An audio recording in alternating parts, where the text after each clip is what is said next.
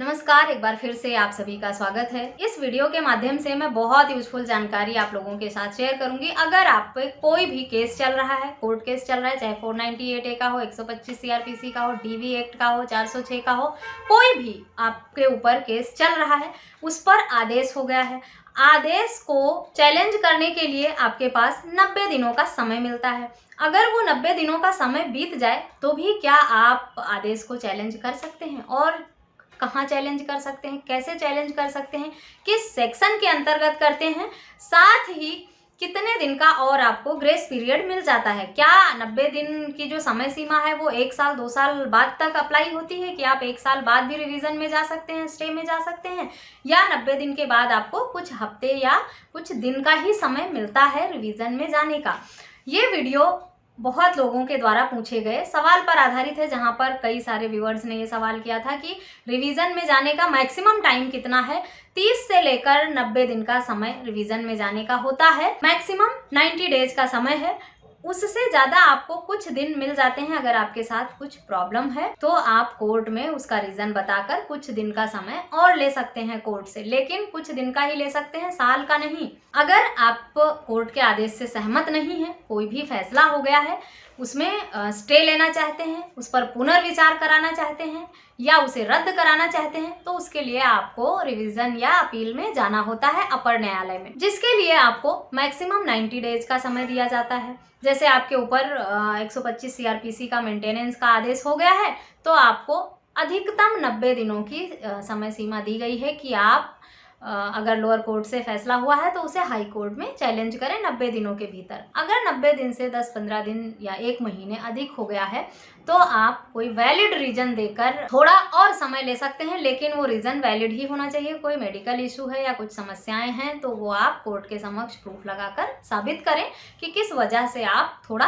Late हुए हैं, और उसके बाद भी आप अपने मामले में स्टे ले सकते हैं, रिवीजन ले सकते हैं। जरूरी नहीं है कि सिर्फ 30 दिन का या 60 दिन का या 90 दिन का जो समय है वो बिल्कुल 90 दिन ही होना चाहिए। 91 डेज होने पर आपकी सुनवाई कोर्ट में नहीं होगी, ऐसा अपने दिमाग में बिल्कुल भी ना रखें।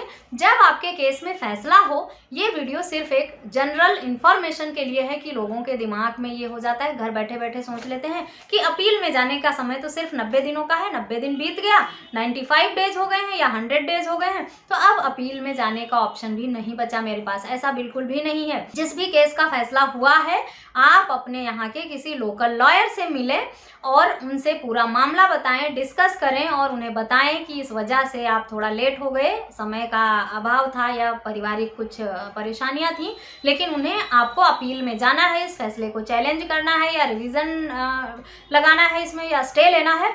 आप जो भी चाहते हैं अपने लॉयर के साथ डिस्कस करें और वो आपको सही सलाह देंगे और सही विकल्प भी बताएंगे कि आपके केस में अभी क्या हो सकता है। खुद से ही सोचकर घर में बैठे ना रहें। आप बाहर निकल के जो इस फील्ड से है उससे मिलेंगे, बात करेंगे, प्रॉब्लम बताएंगे, तो उनके पास कोई ना कोई विकल्प होता है आपकी समस्याओं को सॉल्व करने के लिए। इसलिए अब बात आती है कि चैलेंज कैसे करना है। एक तो 90 दिन की समय सीमा हो गई।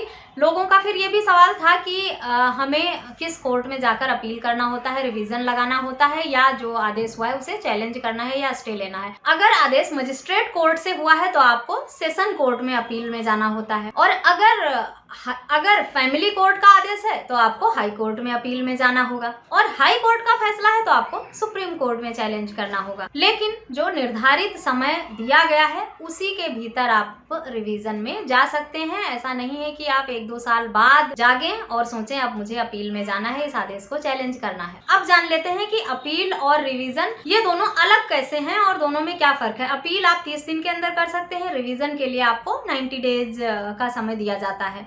तो अगर अपील का समय निकल गया है तो रिवीजन में जाने के लिए आपके पास 90 डेज का समय रहता है। अपील का मतलब है कि जो भी फैसला हुआ है आप अपर न्यायालय में ये गुहार लगाते हैं कि ये गलत फैसला हुआ है, इसे बदला जाए, फैसले को बदलने की गुहार लगाते हैं। और रिवीजन को पुनर्विचार याचिका कहते हैं, यानी जो फैसला किया गया है उस पर फिर से विचार किया जाए। काम दोनों का सेम ही है। आपके खिलाफ जो आदेश हुआ है उसमें बदलाव की ही आपको मांग करनी है। बहुत ही टेक्निकल फर्क होता है दोनों के बीच में, फायदे दोनों के लगभग सेम ही होते हैं। अब लोगों का ये सवाल भी था कि कोर्ट आदेश के दिन से ही 90 दिन की समय सीमा मिलती है या उन्हें जब उस आदेश की कॉपी मिलती है उसके बाद से काउंट होता है। कोर्ट आदेश के दिन से ही 90 डेज का या 30 डेज का जो समय सीमा है वो आपको मिलता है। कॉपी रिसीव होने की के समय सीमा को काउंट नहीं किया जाता है। जिस दिन कोर्ट का आदेश हुआ है उसी दिन से काउंट होगा जो आपको रिवीजन में या अपील में जाने का टाइम दिया गया है। लेकिन जैसा कि मैंने बताया कि 90 दिन से कुछ समय अगर ज़्यादा भी हो गए हैं तो भी आप परेशान ना हो। कोई वैलिड रीज़न बताकर अगर कुछ समस्याएं रही हैं तो उस टाइम को भी थोड़ा बढ़ाया जा सकता है। लेकिन ये कैसे बढ़ाया जाएगा, किस तरह की समस्याएं हैं, वो जब आप मैटर को अपने डिस्कस करेंगे, किस तरह का केस था, क्या फैसला है और क्या क्या प्रॉब्लम आई है, तभी बताया जा सकता है। पहले से नहीं कहा जा सकता कि किस ग्राउंड पर आपको और कितने दिनों का समय दिया जाएगा। कोई मेडिकल रीज़न है या पारिवारिक कोई समस्याएं ऐसी थी तो उन कंडीशन में आपको कोर्ट को वैलिड रीज़न दिखाना होता है और आपको थोड़ा और समय मिल जाता है, 90 दिन से अधिक का भी। लेकिन कोशिश करें कि अगर आपको अपील में जाना है तो जो समय सीमा दिया गया है उसी के अंतर्गत आप अपील में या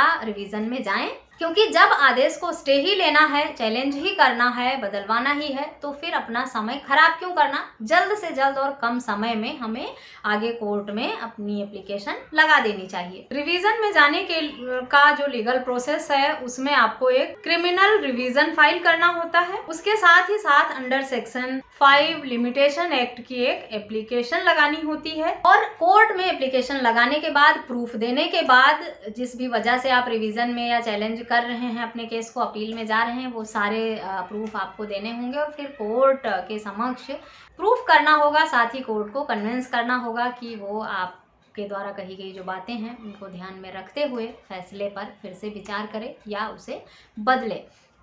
आशा करती हूँ रिवीजन में जाने का कितना समय सीमा है, समय कितना बढ़ाया जा सकता है, लिमिटेशन एक्ट के अंतर्गत कितना टाइम मिला है और किस तरह से उसमें बदलाव किया जा सकता है, इस सब पर आप लोगों के जो सवाल थे उसकी जानकारी इस वीडियो के माध्यम से मैंने दे दी है। अगर वीडियो पसंद आई है तो मेरे चैनल को सब्सक्राइब करके बेल आइकन को प्रेस करना बिल्कुल भी ना भूलें, ताकि इस तरह की और भी इंफॉर्मेटिव वीडियोस आपको मिलती रहें। इस टॉपिक पर या किसी अन्य टॉपिक पर अगर आपके कुछ और सवाल हैं तो आप मुझे कॉमेंट करके या व्हाट्सएप करके भी पूछ सकते हैं। इस वीडियो में बस इतना ही, मिलते हैं नेक्स्ट वीडियो में, तब तक के लिए थैंक यू एंड बाय।